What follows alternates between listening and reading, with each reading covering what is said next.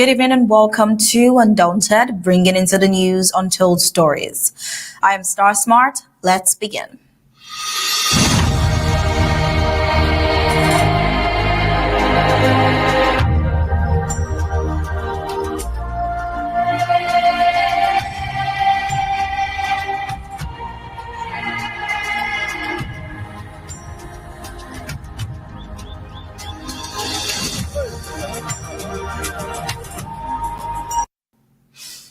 In the streets of French Cameroon, you'll see a video.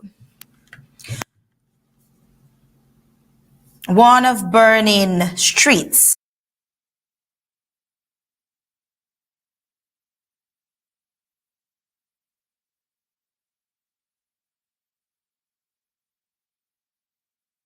French Cameroon is once again plunged into nationwide unrest following the official declaration of President Paul Biya's re-election for another 7-year term.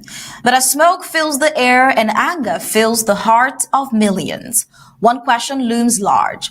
Could this great African awakening that is rising tide of defiance against failed leadership finally reach French Cameroon? Could French Cameroon be the next Madagascar? Or has the regime's military, now more loyal to one man than to the people, grown too powerful to be shaken by their cries for change? The French Cameroon population knows the risk, the soldiers, the bullets, the silence that follows every scream. Yet they continue to speak. In that defiance lies the nation's remaining hope.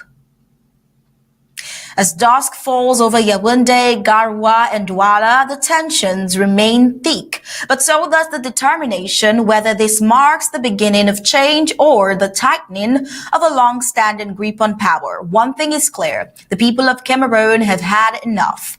That sentence now echoes through the streets of Douala, Yaoundé, and Garoua like a heartbeat. The pulse of a nation long subdued by fear, but finally daring to question its faith. Could Cameroon be the next Madagascar, where the weight of injustice finally gave way to a people's uprising? Could the long overdue African awakening, that wave of defiance sweeping across capitals from Dakar to Antananarivo, finally reach French Cameroon too, is the question. Or has Paul Biya's regime, anchored by a military that no longer serves the republic, but one man's survival, has it become too entrenched, too invested in repression to yield to the will of its own citizens? Well, this is the question that now defines Cameroon's hour, whether the will of the people can outlast the machinery of their oppression. When a people have nothing left to lose, not even fear seems to be able to govern them anymore. Well, these and many more will uncover in Undaunted tonight. Do stay tuned.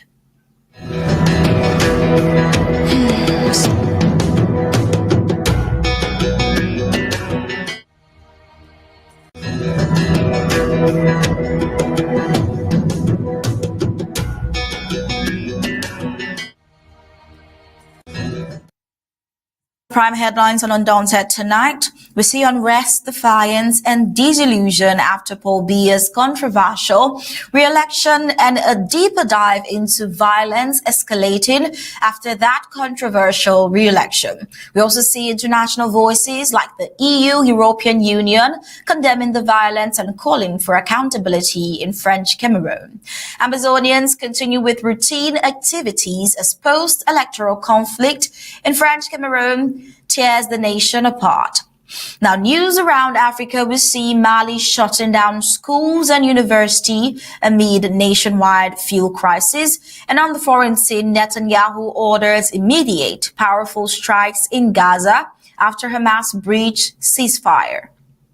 And with that, we head into the full briefings of Undaunted tonight.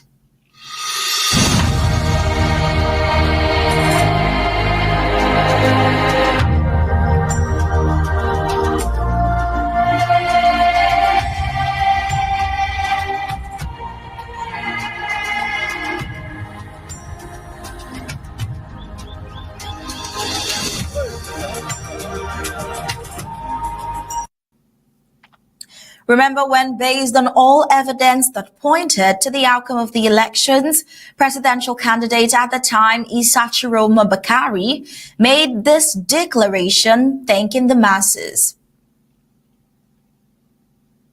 Dear compatriot, Cameroonian women and men, today it is with deep emotion and immense pride that I address you. Together, we have written history. Throughout this campaign, I saw a Cameroon standing tall. I saw women, men, youth, and elders braving threats, facing intimidation, yet remaining mobilized. I saw voters keeping watch in polling stations until the end of the night, protecting their voices, defending the truth of the ballot box. This courage, this determination will forever remain engraved in the memory of our nation. Well, that video to which he got threatened by Minister of Territorial Administration Atanga Nji. Yesterday, the 27th of October, 2025, we had the Constitutional Council announce that the 92-year-old leader secured 53.66% of the vote in the October 12th presidential election. The result, though unsurprising to many, it has been met with outrage across the French Cameroon, citizens describing it not as a victory, but as the prolongation of a nightmare. For millions of French Cameroonians, the announcement confirmed what they had long feared, that their voices once again would not count. The man declared winner could not even be bothered to attend the ceremony in Yaoundé's newly refurbished hall, where his name was read out. That gesture, or lack of it, struck many as a symbol of disconnect between ruler and ruled. We see that Cameroon erupted with biting sarcasm and fury all over social media. Some saying, ladies and gentlemen of neighboring La République, I present to you your new president for the next 7 years. Yay. An unenthusiastic yay. He is older than the atomic bomb, the internet, and the Second World War. Yet beneath the humor lies a painful reality. Citizens lamenting 7 more years of hardship, no jobs, no schools, no hospitals, no electricity, no water, no roads. Many say they expect more of what they have endured under Biya's decade-long rule. Police harassment, gendarmerie brutality, daily extortion, kidnapping, and fear. In Garoua, we see where the first shot of post-election tensions rang. We saw the earliest and most violent confrontation unfolded in Garoua, a northern city now at the heart of post-election tension. It is also the home base of opposition candidate Issa Chiroma Bakari, leader of the FSNC party and one of the most vocal critics of Biya's continued rule. Now, as results were being read out in Yaoundé, hundreds of Chiroma supporters camped outside his residence in Garoua, holding placards declaring him the people's president. Then came the assault. Gunfire shattered the morning calm as security forces reportedly opened fire on unarmed civilians around Chiroma's residence. Chiroma himself took to social media with a chilling message. Urgent. Currently at my home in Garoua, they are shooting at civilians who are camping in front of my house. The assault is on. 2 are dead already. Kill me if you want, but I will liberate this country by any means necessary. And that was the post by Issa Chiroma Bakari. Now we see on the streets how civilians are scattering after the gunfires rang. Let's take a quick look at this video.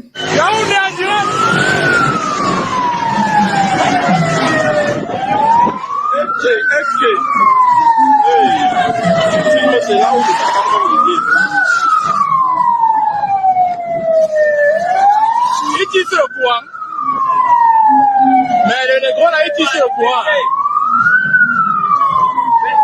En plein Mokolo. Mokolo en direct là. Ils ont commencé. Mais en plein Mokolo. En plein Mokolo, ils ont commencé. En plein Mokolo. Il va revenir tirer de son côté. Il va revenir par là.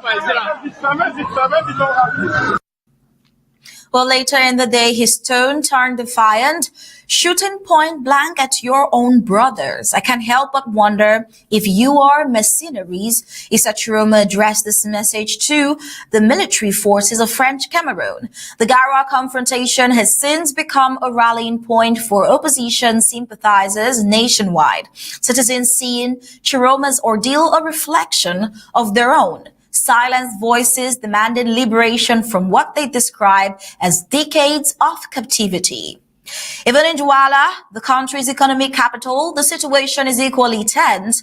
Markets were shut down early on Monday morning as police and gendarmerie patrols swarmed major streets. One of the most haunting images to surface was that of Puamun Mohammed, a young man reportedly killed by Biya's forces over the weekend, who was being laid to rest. We have a video here of this innocent man who was shot during the prior announcement of this result, and he was being laid to rest. We have this video of him being carried in his casket, sadly, and mourners wept openly, describing him as a victim of a system that has lost all restraint. The burial quickly transformed into a spontaneous protest amid chants, demanding that the army stop killing its own people. Across Douala, citizens captured scenes of intimidation, soldiers standing guard at intersections, trucks of gendarmes rumbling through narrow alleys, and group of civilians forming human barricade to prevent arrest.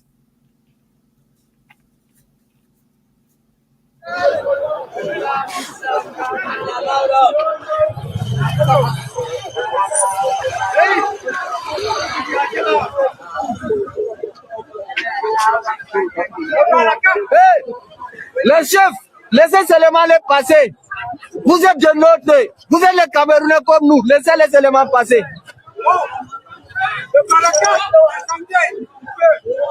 Laissez les éléments passer, il n'y aura pas de problème. Well, for many here, Douala's resistance is both economic and emotional. It is the heartbeat of the nation where unemployment, rising prices, and daily corruption have crushed the dreams of an entire generation.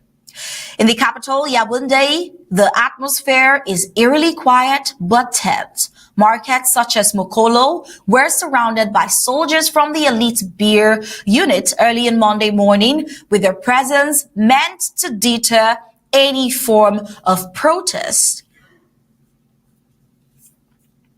But as you can see, even that did not stop the people from going out to protest against the results they believe they did not vote for. Now, after appeals from bystanders, police briefly opened the way, allowing protesters to pass. Yet the message was clear. Dissent would not be tolerated. Witnesses report random arrests and intimidation of anyone filming or questioning soldiers.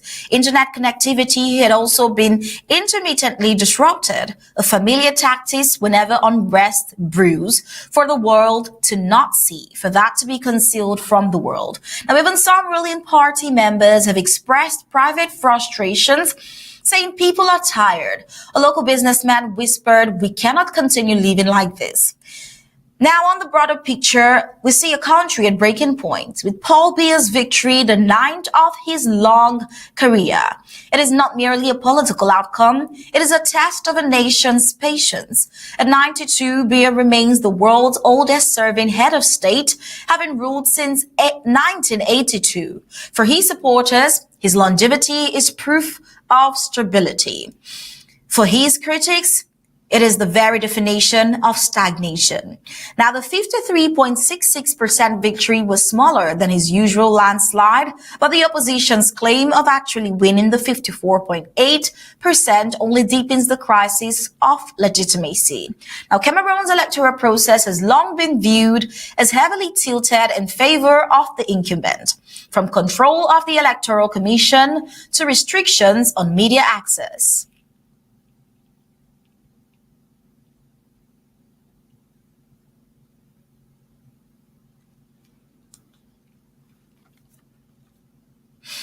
Oh well, there's a lot more videos showing the unrest going on in French Cameroon. We see that there's also this rhetoric of the incumbent having much leverage to distort the actual election results, but on public media and public gatherings and media access, opposition rallies were banned ahead of the results, and several activists remain in detention. Now, analysts warn that the situation bears striking resemblance to previous post-election flashpoints in African politics, where disputed results and repression ignited prolonged unrest. Now, we see at the heart of the anger is not merely a demand for political change, but for dignity. French Cameroonians complain of living in a country where the basics, water, electricity, healthcare, education, and fair employment have become luxuries. Inflation, currency instability, and corruption have left families struggling to survive while the ruling elite live in comfort. Now, how can one man hold a country hostage for over 40 years and call it democracy? This is a question from a young protester in Douala that resonates with every single person in the world. Now, before security forces disperse the crowd, the discontent cuts across generations and regions. Even in areas once loyal to Paul Biya's ruling CPDM party, frustration is growing over what many call the permanent paralysis of a nation. The military shadow beyond the presidency lies another pillar of the crisis: the militarization of daily life. Citizens report constant checkpoints, harassment, and arbitrary arrests. Videos emerging from several neighborhoods show soldiers beating or intimidating unarmed civilians, with bystanders pleading for calm.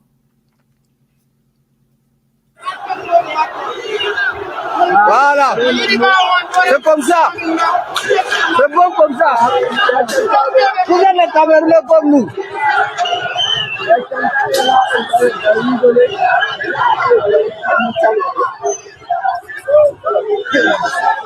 Andi na dwajabi to dwajabi bani. Allah ku dabare wala to dwajabi.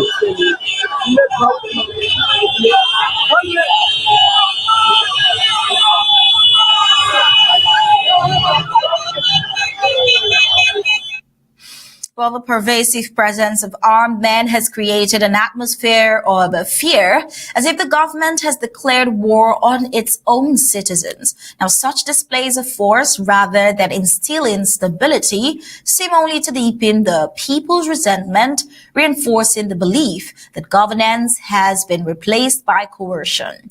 The events unfolding now reveal a regime out of touch with its citizens, clinging to power through control rather than consent.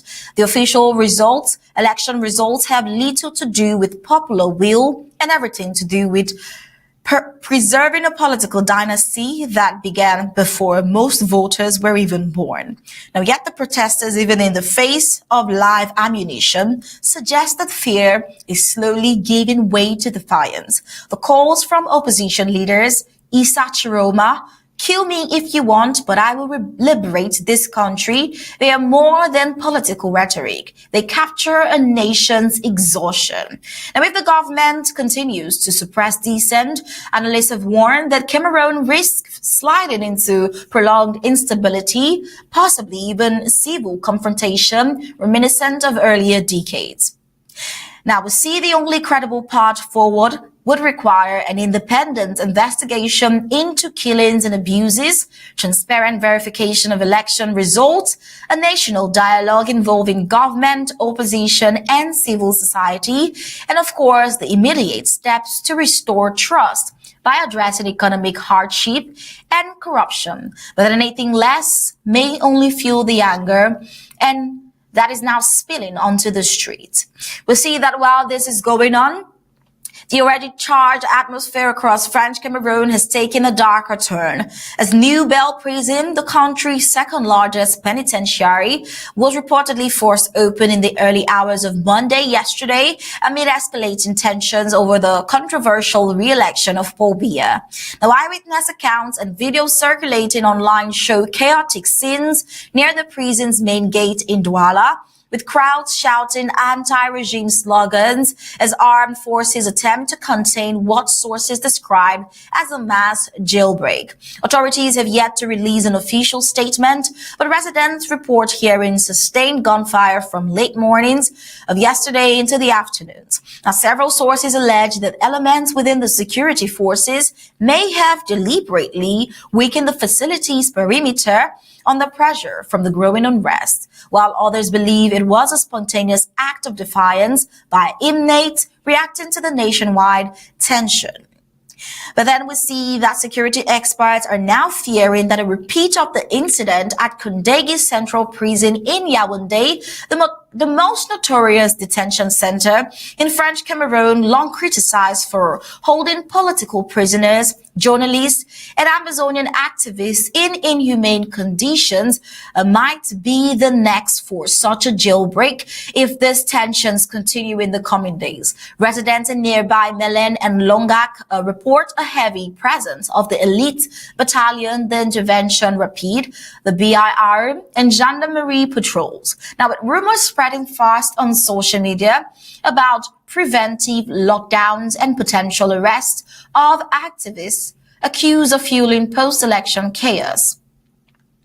Now, in a move that has sent shockwaves through opposition circles, Kabra Libi, leader of the Cameroon Party for National Reconciliation, the PCRN, issued a press statement yesterday congratulating President Paul Biya on his victory. Now, the message coming just hours after the prison break and mounting civilian casualties has been widely condemned as a betrayal of the people's struggle. Many citizens online now refer to Libi as the black sheep of the opposition, a man who has chosen political convenience over solidarity with a population demanding accountability, dignity, and change.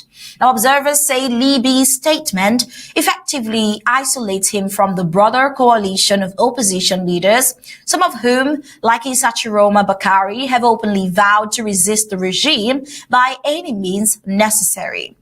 Now, political analysts have noted that Libi's tone, conciliatory and devoid of criticism, suggests an effort to maintain personal safety and relevance in a system that punishes dissent with swift brutality. But for the public, the optics are unforgiving. At a time when bodies are being buried and gunshots echo in the streets, silence or submission feels like complicity. As night falls, the fear gripping French Cameroon's major cities deepens. The streets of Douala, Yaoundé, Garoua, and so many other cities in French Cameroon remain tense, with soldiers stationed at major intersections, young people chanting "We want freedom," and families indoors listening anxiously for news. This unfolding crisis underscores a long shimmering reality. The era of blind obedience to an aging autocrat is drawing to an end, whether peacefully or through the chaos now spilling into every corner of the country.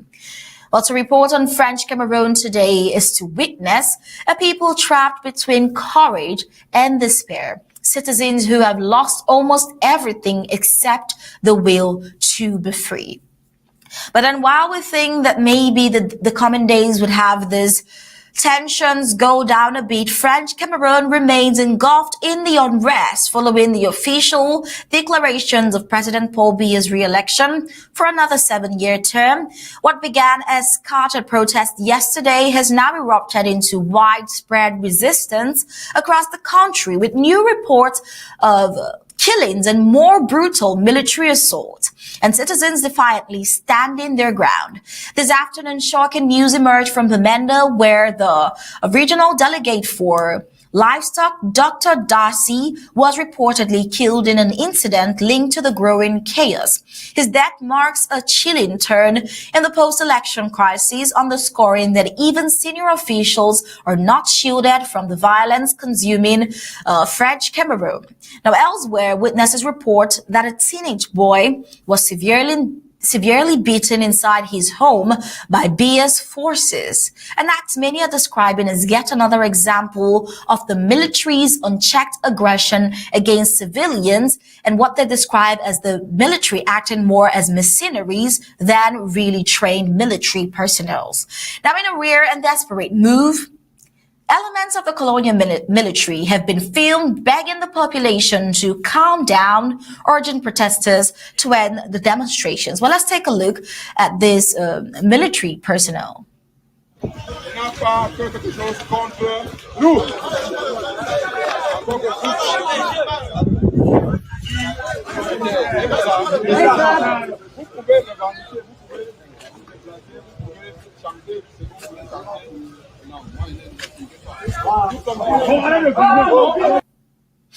Even then, you could hear the dissent among the population. We see also that on the streets, the people's message is unified and resolute. No negotiations with the oppressor. Their anger runs deep and their patience with the regime appears to have reached its end. While the military pleads for calm in one city, it deploys raw force in another city. Reports and videos from multiple regions show armed forces attacking and beating unarmed protesters, with some witnesses claiming that soldiers have even threatened to shoot in attempts to subdue the uprising, and in other cases, they indeed have shot.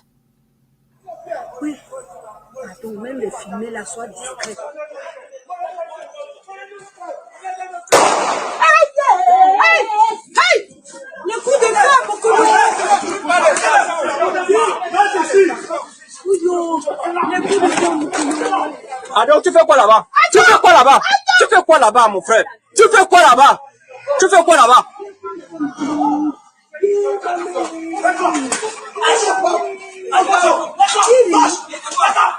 Il veut rejoindre. Pardon, pas de coup de feu dans la station, pardon, chef.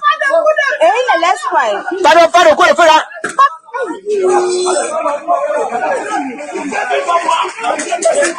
Amel, qui t'en coûte?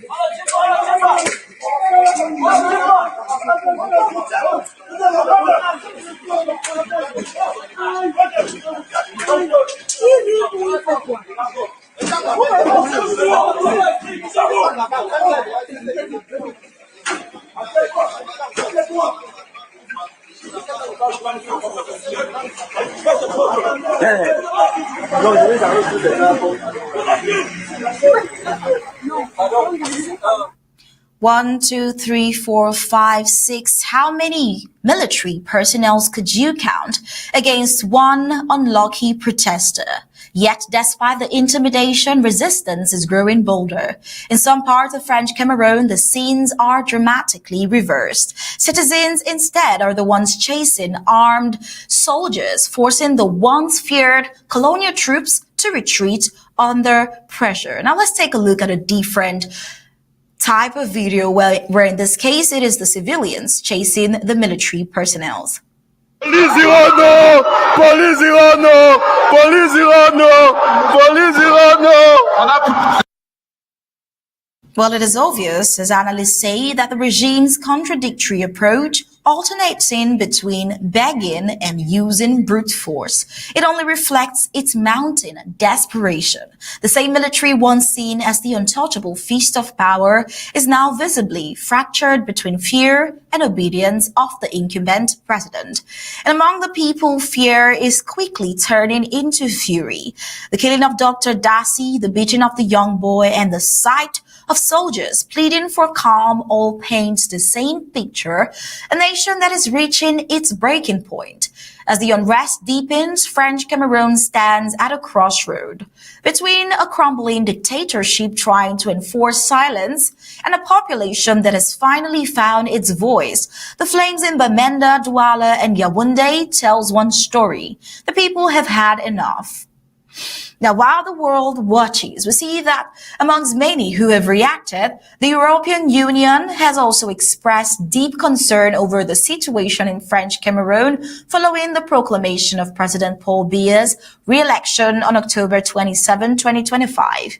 Now, in a statement released from Brussels, the EU spokesperson, Anouar El Anouni, he condemned the violent repression of demonstration, the violent repression of demonstrations and called for accountability, transparency, and justice in addressing human rights violation.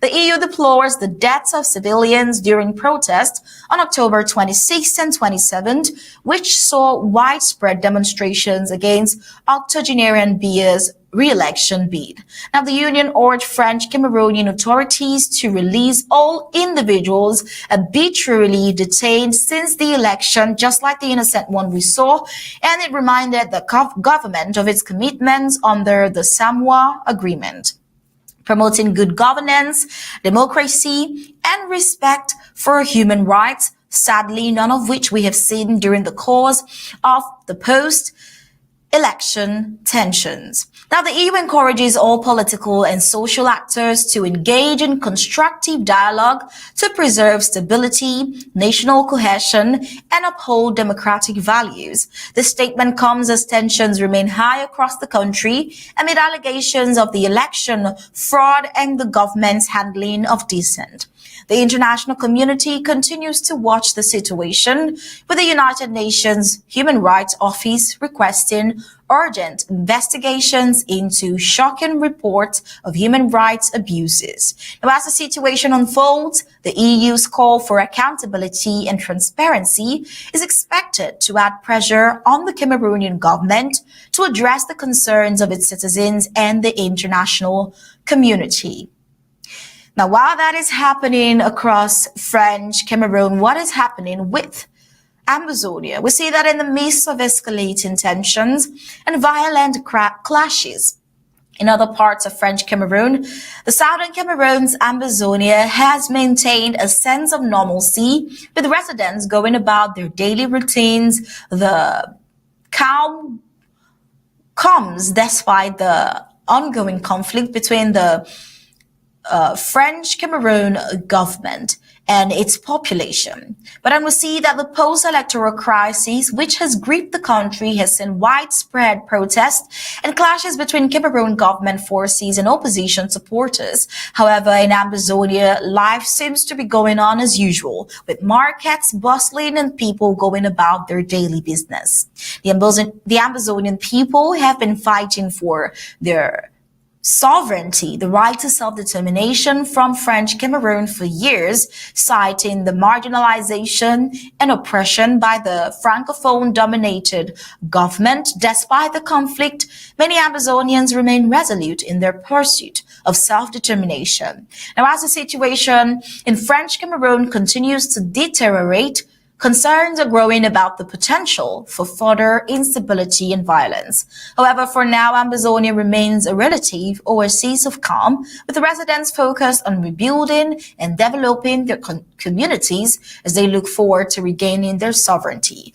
But the Ambazonian conflict has been ongoing since 2016, the Ambazonian State Army fighting for independence from French Cameroon.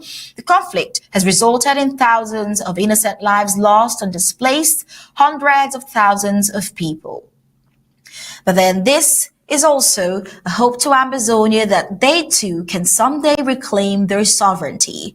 But until then, we'll head on to the rest of the news on the African scene.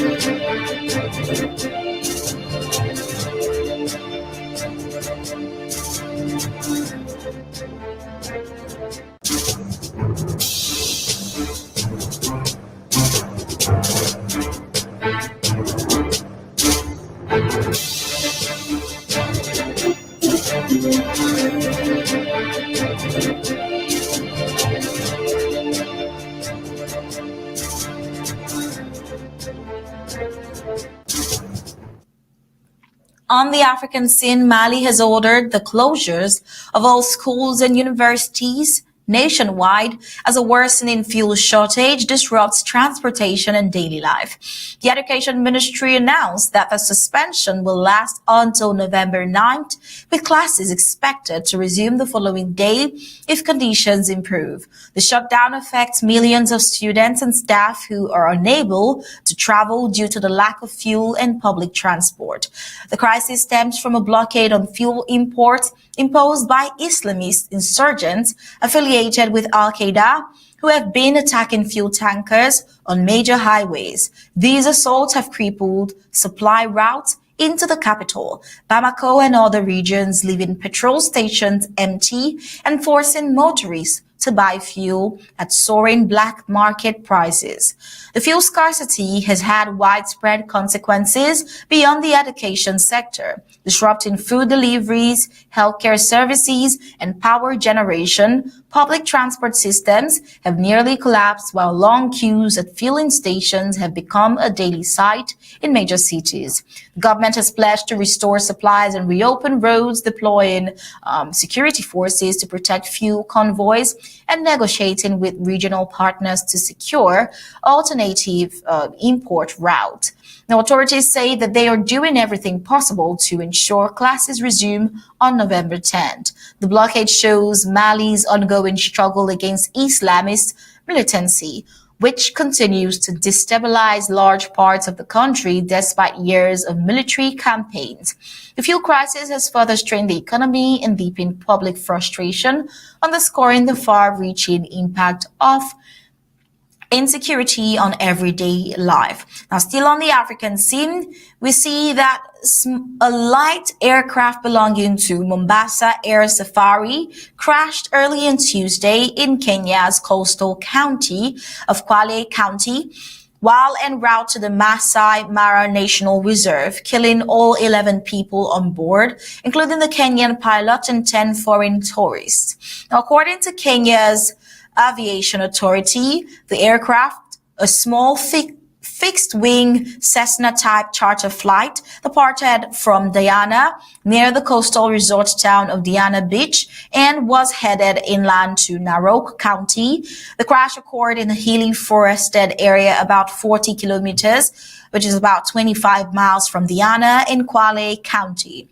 Now, initial reports indicated they were killed. The passengers were believed to be 8 Hungarian nationals and 2 German nationals, along with the Kenyan pilot.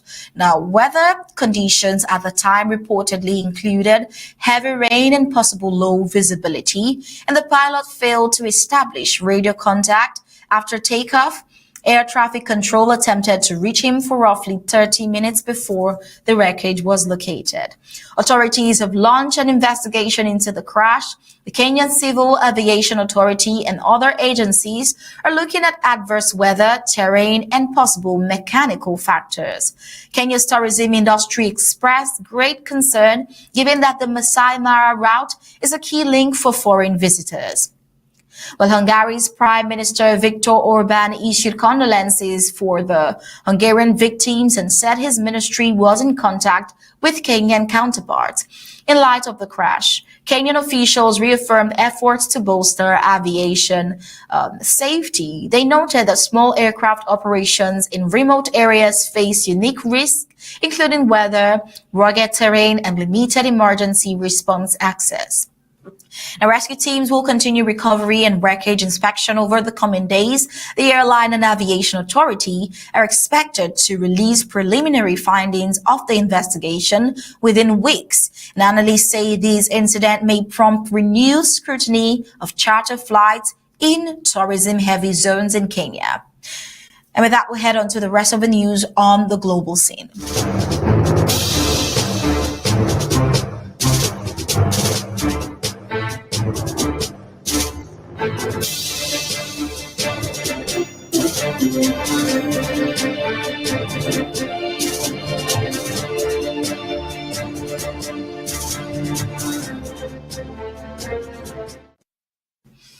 the global scene, we see Hurricane Melissa struck southwestern Jamaica on Tuesday, which sustained winds of up to 185 mph and a central pressure measured at around 892 millibars, making it one of the most intense hurricanes on record in the Atlantic basin.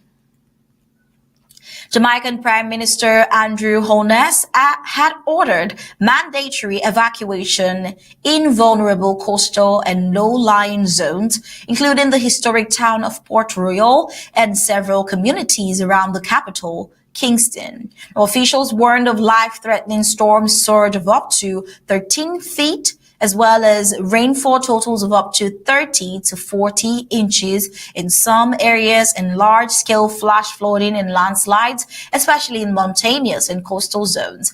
The storm's slow forward movement is especially troubling because Melissa is crawling west-northwest at approximately 7 to 9 mph. This prolonged the exposure of communities to extreme winds and torrents of rain.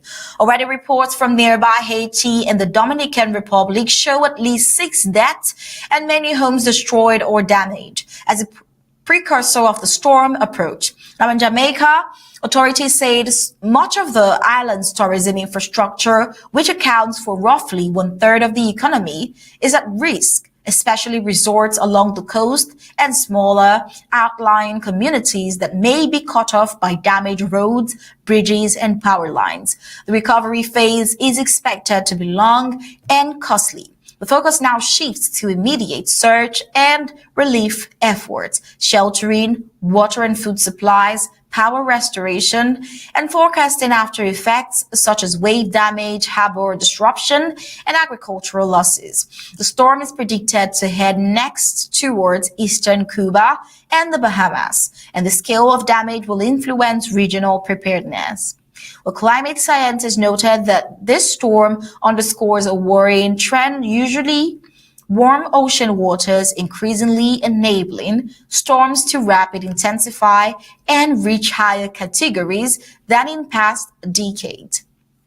Now, away from weather, we see over to Israel that Benjamin Netanyahu, the Prime Minister of Israel, on Tuesday instructed the military to immediately carry out powerful strikes in the Gaza Strip after the militant group Hamas violated a U.S. brokered ceasefire.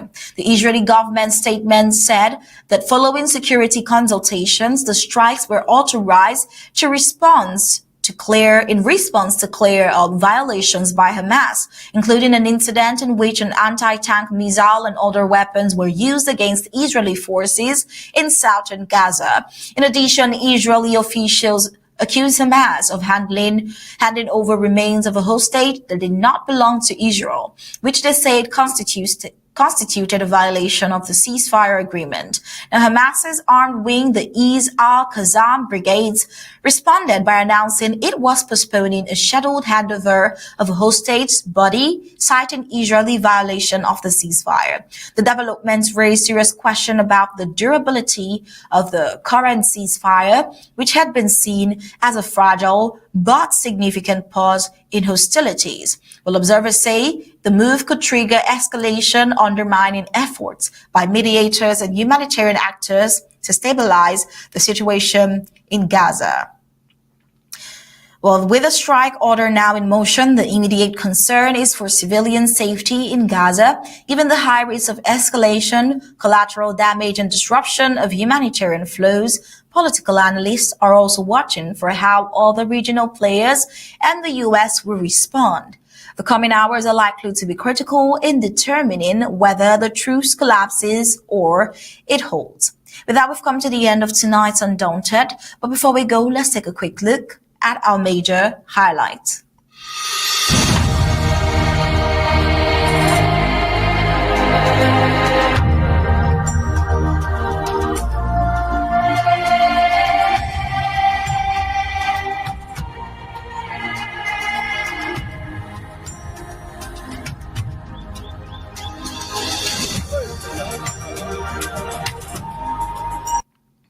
Tonight we saw Unrest, Defiance and Disillusion after Paul Biya's controversial re-election. We see that French Cameroon is indeed on edge with violence escalating after that controversial re-election. And the EU also condemning this violence against the protesters and calls for accountability in French Cameroon.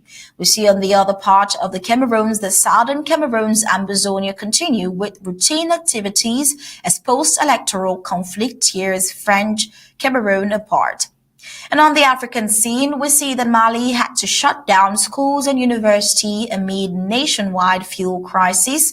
And on the foreign scene, Netanyahu orders immediate, powerful strike in Gaza after Hamas breached ceasefire.